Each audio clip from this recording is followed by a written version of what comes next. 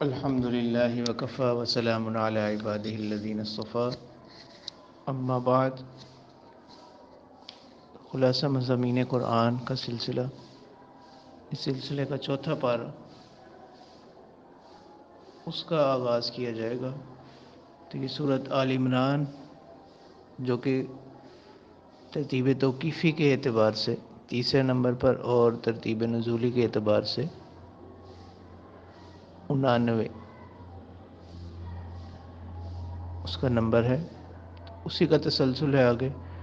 اس کے پہلے رکوع میں اللہ تعالیٰ نے ایک اصول بیان کر دیا کہ انسان کی نیکی یہ ہے کہ وہ اپنی پسندیدہ چیز کو خرچ کرے، اللہ کی راہ میں پسندیدہ چیز کو خرچ کرے۔ پھر اسی میں اللہ تعالیٰ نے اصول بتلائے کہ حلت اور حرمت یہ اللہ تعالیٰ کی طرف سے اشیاء کا حلال ہونا یا حرام ہونا یہ اللہ کی طرف سے بیان کردہ ہے۔ اسی رکوع میں اللہ تعالیٰ نے انسان کی تخلیق کا جو مقصد اصلی ہے وہ چونکہ عبادت ہے، تو اسی عبادت کے لیے جو پہلا گھر تعمیر کیا گیا اس کا ذکر ہے، اور اس کی صفات بیان کی گئی ہیں، یعنی بیت اللہ۔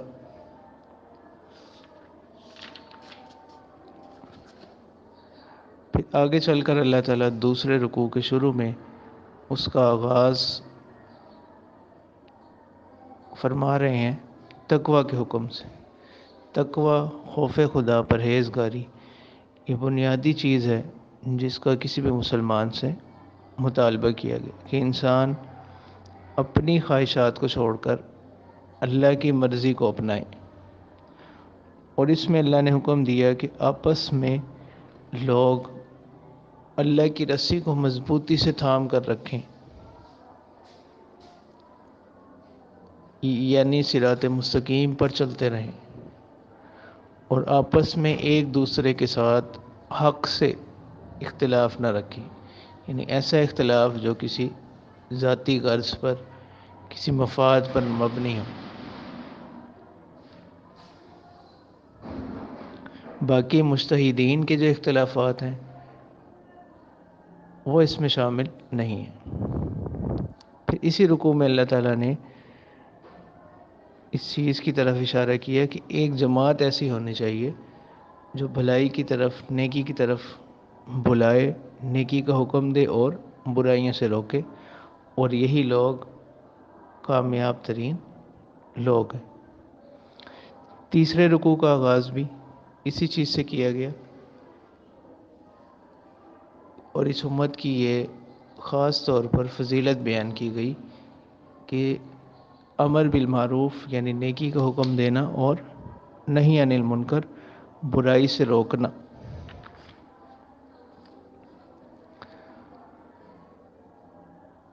اور جو لوگ ان چیزوں سے منہ موڑے، اللہ تعالیٰ فرما رہے ہیں کہ یہ لوگ جو ہیں یہ گمراہی میں حد درجہ بڑھے ہوئے ہیں، اور ان کا مال اور اولاد ان کی کسی کام نہ آئے گا، اور ان کا انجام جہنم ہی ہوگا۔ پھر اسی رکوع میں اللہ تعالیٰ نے اللہ کی راہ میں خرچ کرنے کی مثال دی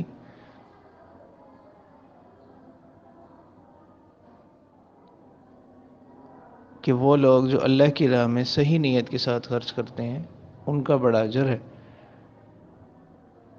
اور وہ لوگ جو خرچ کرتے ہیں لیکن ایمان کی قبولی، عمل کی قبولیت کی جو بنیادی شرط ہے یعنی ایمان، وہ اس میں نہیں پائی جاتی، تو اللہ تعالیٰ فرماتے ہیں کہ ایسے لوگوں کا خرچ اللہ کی راہ میں قبول نہیں ہوتا۔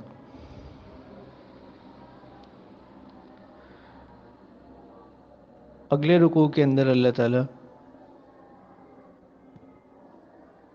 کچھ احوال غزوہ بدر کے حوالے سے بیان کیے گئے ہیں، اور غزوہ بدر میں 3 وعدے اللہ تعالیٰ نے کیے تھے، ان کا ذکر ہے کہ 1000 فرشتوں کی مدد کا، 3000 فرشتوں کی مدد کا، اور 5000 فرشتوں کی مدد کا، تو ان کا ذکر کیا گیا۔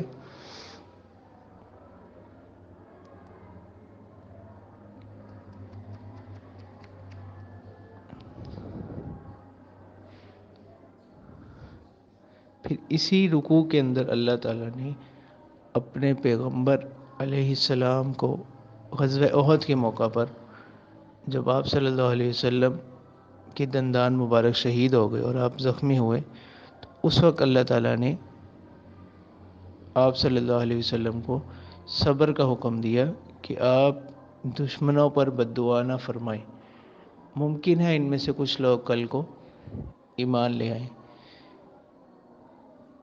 تو یہ مکارم اخلاق کی اعلیٰ تعلیم ہے کہ جہاں تک ہو سکے انسان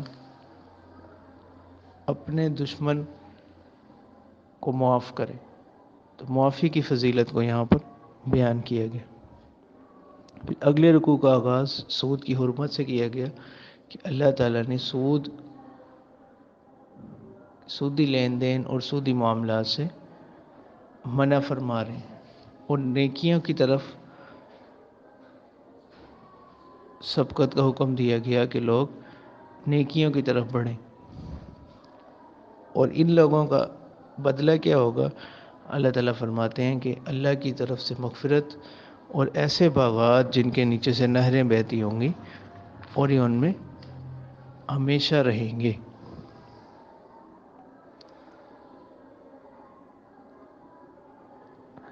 پھر اسی طرح ان لوگوں سے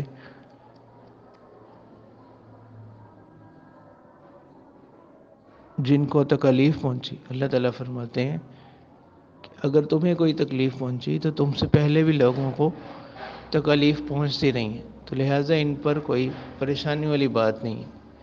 تو یہ اللہ کے ایام ہے، اس کو اللہ تعالیٰ باری باری پھیرتے رہتے ہیں، کبھی راحت کبھی تکلیف، تو یہ نظام ایسے ہی چلتا ہے۔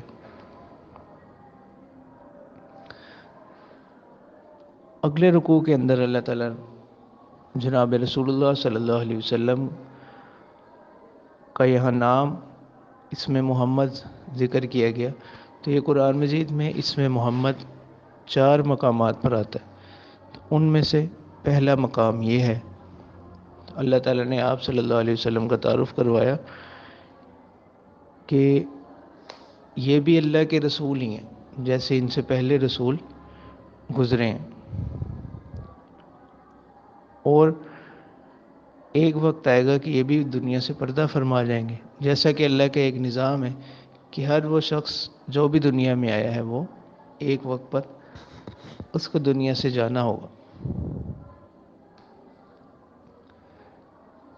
تو اللہ تعالیٰ فرما رہے ہیں کہ اصل چیز یہ ہے کہ آپ ان کی تعلیمات پر عمل پیرا ہوں۔ اگلے رکوع کے اندر اللہ تعالیٰ نے اہل ایمان کو کفار کی، مشرکین کی اطاعت سے منع کیا کہ آپ نے ان کی اطاعت نہیں کرنی۔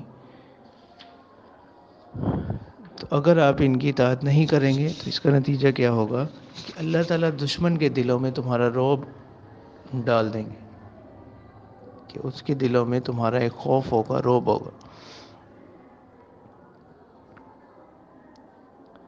تو لہٰذا دنیا نے دیکھا کہ کس طرح صحابہ نے دین کے لیے قربانیاں دیں، اور وہ تاریخی لحاظ سے ایک سنہرا دور جو ہے وہ گزرا، اور حق کے راستے میں انہوں نے کسی بھی لالچ کی، نفع کی، ذاتی غرض کی پرواہ نہ کی۔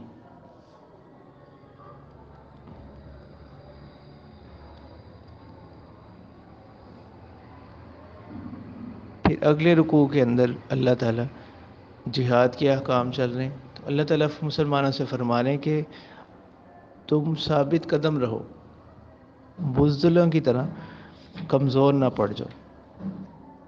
اگر تم اللہ کی راہ میں شہید کر دیے گئے تو اللہ کی طرف سے مغفرت اور رحمت تمہیں حاصل ہوگی، جو کہ مال غنیمت سے کیا ہے، بہتر ہے۔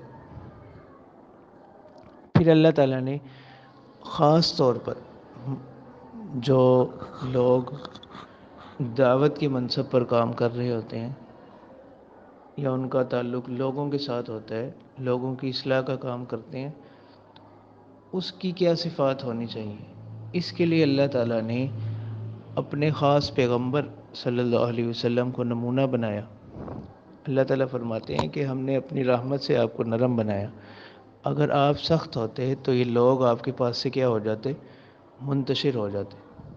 تو اس سے معلوم ہوتا ہے کہ جو بھی داعی ہو، لوگوں کی اصلاح کا کام کر رہا ہے، دعوت کا کام کر رہا ہے، یا استاذ ہے معاشرے میں، تو اس کا رویہ ایسا ہونا چاہیے کہ لوگ اس سے مانوس ہوں، اس سے متنفر نہ ہوں۔ اسی کے ساتھ مشورے کی اہمیت کو بیان کیا گیا کہ مشورہ ایک اچھی چیز ہے، اس سے یہ ہوتا ہے کہ کسی بھی معاملے کے تمام پہلو جو ہیں وہ سامنے آ جاتے ہیں۔ البتہ اس میں یہ بھی ہے کہ جس سے مشورہ طلب کیا جائے وہ دیانت داری کے ساتھ صحیح رائے دے، اس میں اس کا کوئی اپنا مقصد نہ ہو۔ اسی طرح جو مشورہ لے رہا ہے وہ بھی مشورے کا پابند نہیں ہوتا۔ اب جب اس نے کئی لوگوں سے کسی کام میں مشورہ لے لیا، اب اس کی مرضی ہے کہ وہ جس بھی رائے کو اپنا لے۔ تو لہٰذا اگر کوئی کسی کو مشورہ دیتا ہے اور وہ اس کے مشورے کے مطابق کام نہیں بھی کرتا تو اس پر ناراض نہ ہو۔ پھر آگے چل کر اللہ تعالیٰ فرماتے ہیں اسی رکوع میں کہ وہ لوگ کتنے بدبخت ہیں۔ کچھ لوگوں نے معاذ اللہ آپ صلی اللہ علیہ وسلم کی طرف یہ نسبت کی کہ انہوں نے کچھ مال غنیمت میں خیانت کی ہے، تو اس کا جواب اللہ تعالیٰ نے دیا کہ نبی کے لیے یہ چیز مناسب نہیں ہے، البتہ جو لوگ ایسا کہہ رہے ہیں ان کا انجام جو ہے وہ برا ہوگا۔ پھر اسی رکوع میں بطور خاص یوں تو اللہ تعالیٰ کے بہت سے احسانات ہیں اپنے بندوں پر کہ اگر انسان خود اپنی ذات کا جائزہ لے، سر سے لے کر پاؤں تک، تو اللہ تعالیٰ کی بے شمار نعمتیں اس کے ساتھ کام کر رہی ہیں۔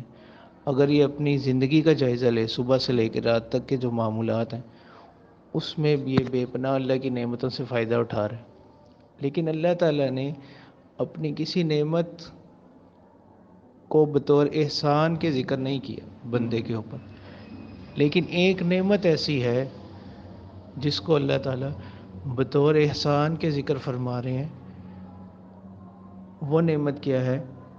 آپ صلی اللہ علیہ وسلم کی بعثت ہے کہ اللہ تعالیٰ فرما رہے ہیں کہ میں نے رسول کو بھیجا تمہارے درمیان، اور یہ اللہ کا بڑا احسان ہے ایمان والوں پر۔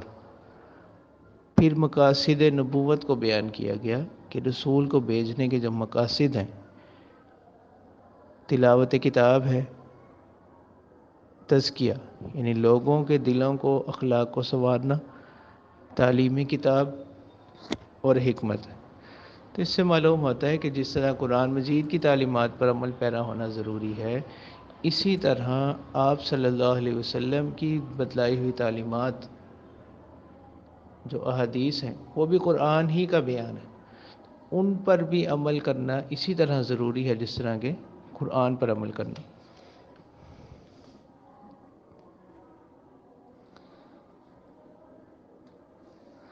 پھر اس میں پھر آگے چل کر جہاد سے متعلق احکام بیان کیے گئے ہیں، اور شہداء کا درجہ اللہ تعالیٰ خاص طور پر بیان فرما رہے ہیں کہ ان کو مردہ تصور مت کرو، بلکہ اللہ کے ہاں وہ ایک خاص قسم کی زندگی رکھتے ہیں، اور ان کو رزق بھی دیا جاتا ہے، اور وہ اپنے اس نتیجے پر، اس انجام پر بہت خوش ہیں۔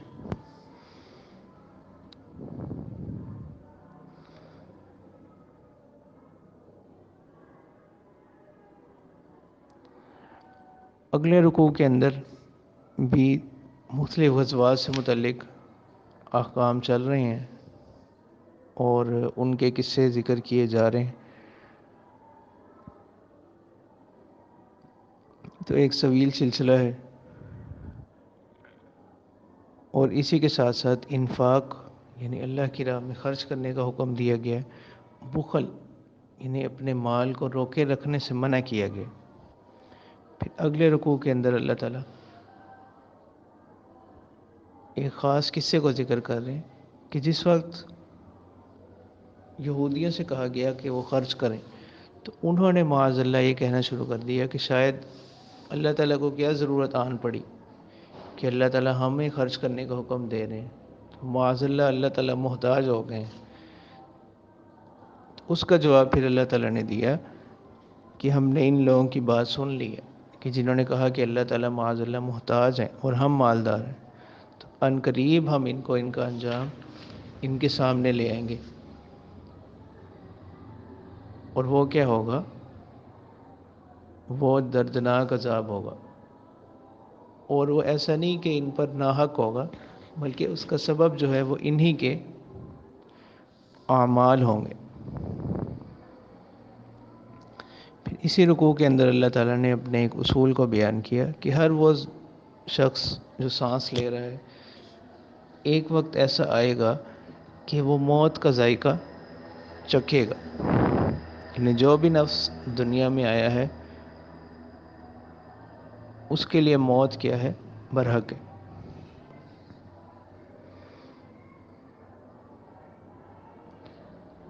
آخری رکوع سورۃ آل عمران کا، اس کی بڑی فضیلت ہے. اس میں اللہ تعالیٰ کی صفات بیان کی گئی ہیں. اور ویسے بھی یہ حدیث میں تعلیم ہے کہ اس کو کوئی بھی شخص دن میں کم از کم ایک مرتبہ پڑھے.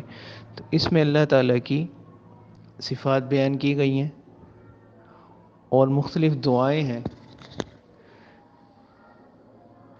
اس رکوع کے اندر اللہ تعالیٰ سے مانگنے کی، وہ بیان کی گئی ہیں. تو یہاں سے آخر تک یہ سلسلہ یوں ہی چلا ہے. اور سورۃ آل عمران جو ہے وہ یہ بحمدہ تعالی مکمل ہوئی. اس کے بعد سورۃ نساء اسی پارے کے اندر ترتیب کے لحاظ سے چوتھی سورت اور نزول کے اعتبار سے اس کا نمبر جو ہے وہ ہے 92 اور اس کی آیات ہیں 176. 24 رکوع ہیں تو تقریباً 1.5 پارے پر مشتمل ہے یہ سورت. تو اس میں شروع میں چونکہ کچھ احکام عورتوں سے متعلق ہیں تو اسی لیے اس کا نام جو ہے سورۃ نساء رکھا گیا. تو اس کے بالکل آغاز میں اللہ تعالیٰ نے تقوی کا حکم دیا کہ آگے ہم احکام کو بیان کرنے والے ہیں تو ان احکام پر صحیح طرح سے وہی عمل کرے گا جس کے دل میں خوف خدا ہوگا. تو اس لیے شروع میں ہی تقوی کا حکم دیا گیا کہ لوگ اللہ سے ڈریں، پرہیزگاری کو اختیار کریں.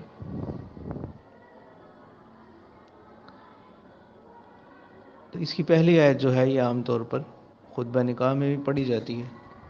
پھر مختلف احکام ہیں اللہ تعالیٰ نے اس صورت میں دیے. یتیموں کے ساتھ حسن سلوک کا حکم ہے. پھر آگے چل کر نکاح کا حکم ہے اور نکاح میں عدل کا حکم ہے کہ انسان عدل کے ساتھ، انصاف کے ساتھ زوجین ایک دوسرے کے ساتھ معاملہ کریں.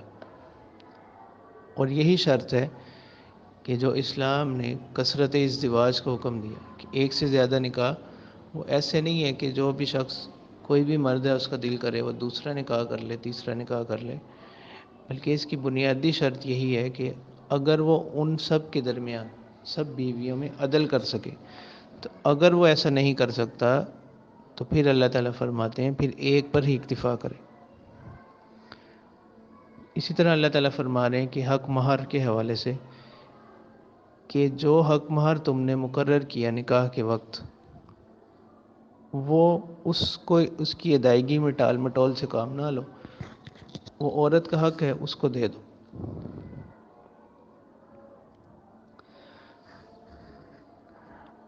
اور یتیموں کے حوالے سے پھر فرماتے ہیں کہ جب وہ ذرا بڑی عمر کو پہنچ جائیں تو ان کے مال ان کے سپرد کر دو،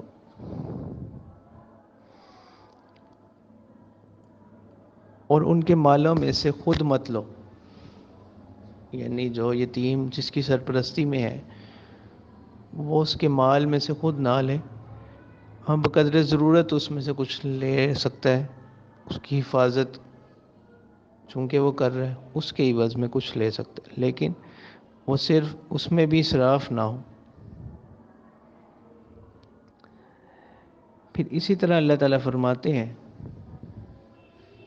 کہ اگر کسی کے کوئی قرابت دار ہیں، قریبی رشتہ دار ہیں، یتیم ہے، مسکین ہے، وہ تقسیم وراثت کے وقت وہاں موجود ہوں، وراثت کے احکام مستقل اگلے رکوع میں بیان کیے جا رہے ہیں، تو ان کو بھی اللہ تعالیٰ فرماتے ہیں اس میں سے کچھ نہ کچھ دے دو، اور اگر کچھ نہیں بھی دینا تو کم از کم ان کے ساتھ نرمی سے بات کرو۔ اسی میں جو مشہور اعتراض ہے اس کا بھی جواب ہو گیا اللہ کی طرف سے، کہ ایک بہت مشہور مسئلہ کہ پوتے کی وراثت سے متعلق، تو وراثت سے متعلق احکام اگلے رکوع میں آ رہے ہیں۔ تو دوسرا رکوع جو ہے اس کا سارا، اس میں وراثت سے متعلق ہی احکام ہے۔ تو زمانہ جاہلیت میں چونکہ اس چیز کا اتنا اہتمام نہیں تھا، جو بھی شخص اگر کوئی فوت ہو جاتا تو اس کی وراثت کوئی ایک ہی وارث ساری سمیٹ لیتا، اور زمانہ جاہلیت میں اس بات کا تو بالکل بھی تصور نہیں تھا کہ وہ عورت کو حصہ دیتے، تو اللہ تعالیٰ نے وراثت کے احکام کا آغاز ہی اس چیز سے کیا اور اصول بتا دیا کہ ایک مرد کو دو عورتوں کے برابر حصہ ملے گا، یعنی اصل اب اس میں کون ہو گیا؟ عورت ہو گئی، کہ دو عورتوں کا جتنا حصہ ہوگا اتنا ایک مرد کا ہوگا۔ تو لہٰذا اب اگر کوئی بھی پوچھے کہ ایک مرد کا حصہ کتنا ہوگا، تو اس کا جواب یہی ہوگا جتنا حصہ دو مؤنث کا ہوگا۔ یعنی اللہ تعالیٰ نے اصول وراثت کے لیے کس کو بنا دیا؟ عورت کو ہی بنا دیا، تاکہ لوگ اس میں کوئی کمی کوتاہی نہ کریں۔ تو پھر یہ طویل آیت ہے، اس میں وراثت سے متعلق مختلف احکام جو ہیں وہ بیان کیے گئے ہیں، اور اصول اس سلسلے میں جو شریعت نے اصول دیے وہ ہے الاقرب فالاقرب، یعنی جو قریبی رشتہ دار ہوگا وہ زیادہ حقدار ہوگا دور والے کی بنسبت وراثت کے حوالے سے۔ پھر اگر اس کا حصہ، اس میں کچھ لوگ تو وہ ہیں جن کو ذوی الفروض کہتے ہیں، یعنی ان کے حصے اللہ تعالیٰ کی طرف سے بیان کر دیں، اللہ تعالیٰ نے ان کے حصے بتلا دیے کہ اس کا حصہ اتنا ہوگا، اس کا حصہ اتنا ہوگا، اس کا حصہ اتنا ہوگا۔ اور کچھ لوگ ہیں جو ان کے علاوہ ہیں، اس کی بھی مختلف صورتیں قرآن میں ہیں، کچھ حدیث میں بیان کی گئی ہیں، وہ ان کے علاوہ ہوں گے۔ تو اصول شریعت کا یہی ہے کہ جو قریبی ہوگا وہ زیادہ حقدار ہوگا۔ تو اسی سے پوتے کی وراثت کا مسئلہ بھی حل ہو گیا کہ شریعت کا اصول یہ ہے کہ الاقرب فالاقرب، کہ جو پہلے قریبی ہوگا وہ وراثت کا زیادہ حقدار ہوگا۔ مثلا اگر کوئی دادا فوت ہوا ہے، اگر اس کے بیٹے زندہ ہیں تو وہ وراثت کی زیادہ حقدار ہوں گے بنسبت پوتے کے۔ اب ان لوگوں کو چاہیے کہ یہ اس کے ساتھ کیا کریں؟ ہمدردی کا سلوک کریں، اس کی مدد کریں۔ شریعت میں معاذ اللہ کسی کے ساتھ کسی بھی قسم کی زیادتی یا ناانصافی مقصود نہیں ہے، تو یہ اصول ہے، اس بنا پر ایسا ہے۔ اور دوسری طرف قرآن و سنت کی تعلیمات یہی ہیں کہ جو بھی کوئی ضرورت مند ہے اس کی ضرورت کو کیا کیا جائے؟ پورا کیا جائے۔ تو اس وجہ سے براہ راست پوتے کا حصہ تو مقرر نہیں کیا گیا، کیونکہ جب پہلے ورثہ موجود ہیں جو زیادہ حقدار ہیں تو ان کی موجودگی میں تو پوتے کو حصہ نہیں ملے گا۔ البتہ ان کو اللہ تعالیٰ نے یہ حکم دیا کہ آپ اپنی طرف سے بطور احسان کے کچھ نہ کچھ اس کی کیا کر دیں، مدد کر دیں۔ تو یہ کوئی شریعت کا ظلم یا ناانصافی نہیں، جیسا کہ اس کو ظلم و ناانصافی بنا کر بیان کیا گیا۔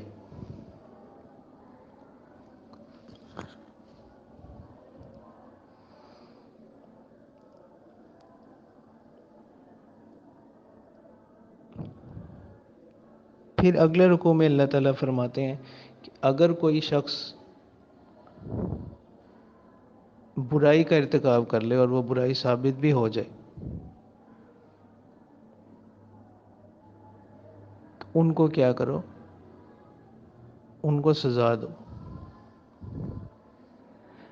اسی طرح اللہ تعالیٰ نے توبہ کی فضیلت کو بیان کیا کہ جو لوگ نادانی کی بنیاد پر کوئی برا کام کر لیں، ان سے کوئی گناہ ہو جائے، پھر وہ توبہ کر لیں، تو اللہ تعالیٰ ایسے لوگوں کی توبہ کو قبول فرماتے ہیں، ان کی توبہ کو پسند کرتے ہیں۔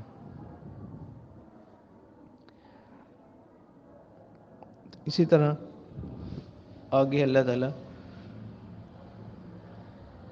پھر مزید تاکید کے طور پر اہل ایمان کو یہ حکم دیتے ہیں کہ عورتوں کو جو وراثت میں حصہ دینا ہے، کسی کے لیے جائز نہیں کہ وہ اس کو برا سمجھے، یعنی ان کا جو حق ہے وہ اللہ نے بیان کر دیا ہے، تو لہٰذا وراثت میں سے ٹھیک ٹھیک شریعت کے مطابق ان کو کیا کرنا ہے، حصہ دو۔ پھر اس کے آخری رکوع میں اللہ تعالیٰ نے